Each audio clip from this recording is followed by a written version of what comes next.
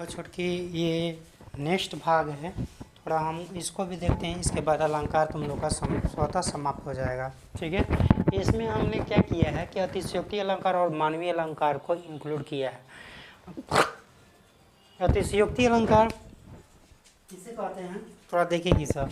जहाँ किसी वस्तु का बढ़ा चढ़ा कर वर्णन किया जाता है, सीमा के बाहर बात की जाए, उसको अतिशयोक्ति बोलते हैं। अतिशयोक्ति का मतलब भी होता है किसी की ऐसा प्रशंसा करना कि वो शोभनीय भी नहीं हो सकता है।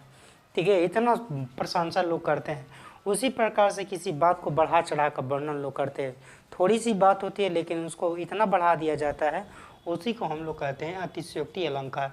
एग्जाम्पल 1 2 3 एग्जाम्पल मैंने दिया है, देख लो साकेत नगरी है यही, स्वर्ग से मिलने गगन में जा रही है।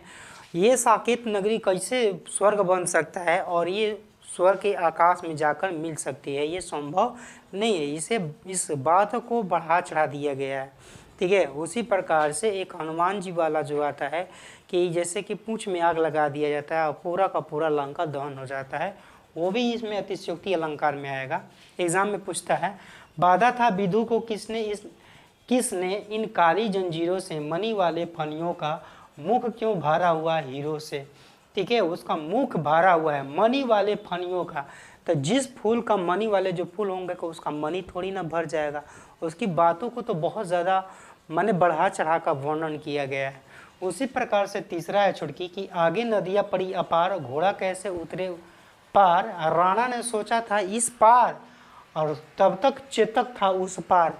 एक इतना बड़ा नदी का चौड़ा होता है, उस नदी को पार कर जाना चेतक के लिए अशोभनीय था। ठीक है, वो पार नहीं कर पाता, इसलिए ये भी बातों को बढ़ा चढ़ा कर बोला गया है। इसलिए इस एग्जाम्पल में अतिशयोक्ति अलंकार होगा। सब लोग को समझ में आ रहा है। मानवीय अलंकार किसे कहते हैं, जब कोई चीज़ें प्राकृतिक चीज़ें होता है तो वो प्राकृतिक चीज़ों में मानवीय भावनाओं का वर्णन होता है। एग्जाम्पल में समझ में आएगा आप लोग को। फूल हंसे कलियाँ मुस्कुराई, फूल हंसते हैं और कलियाँ मुस्कुराई, यानी मानव के बारे में यहाँ पर चर्चा किया गया कि मानवीय भावनाओं को, ना कि फूल मुस्कुराता है। मानव मुस्कुराते हैं तो लगता है कि फूल जैसा मुस्कुरा रहे हैं, इसलिए लिखा है कि फूल हंसे कलियाँ मुस्कुराई। ठीक है, आया सब लोग को समझ में। मेघमय आसमान से उतर रही है संध्या सुंदरी परी से धीरे धीरे। इसका मतलब ये हुआ कि मेघमय आसमान से उतर रही है। बादल जो है आसमान से उतरेगी तो थोड़ी ना परी हो जाएगी। बातों को बढ़ा चढ़ा कर बोला गया है। संध्या सुंदरी परी से धीरे धीरे कहने का मतलब कि जो शाम होता है, ठीक है, शाम को परी के रूप में दिखा दिया गया है।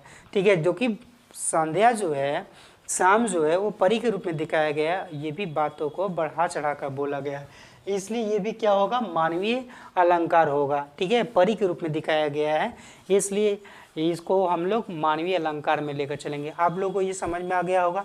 नोट पैड में थोड़ा सा लिख लीजिएगा। ठीक है, लिखकर थोड़ा सा रिवाइज कीजिएगा, हमें पुनः सुनाइएगा। ठीक है, कि हाँ सर हमें याद हो गया। कमेंट में करना है कि हाँ सर हमें याद हो गया है, हमें समझ में आ रहा है। ठीक है, आप तब तक स्क्रीनशॉट ले लिए, लाइक और सब्सक्राइब करना है। ठीक है, और शेयर वीडियो को कर दीजिएगा। इतना देखने के लिए धन्यवाद। छुटकी सब लोगों को दिखाई दे रहा होगा।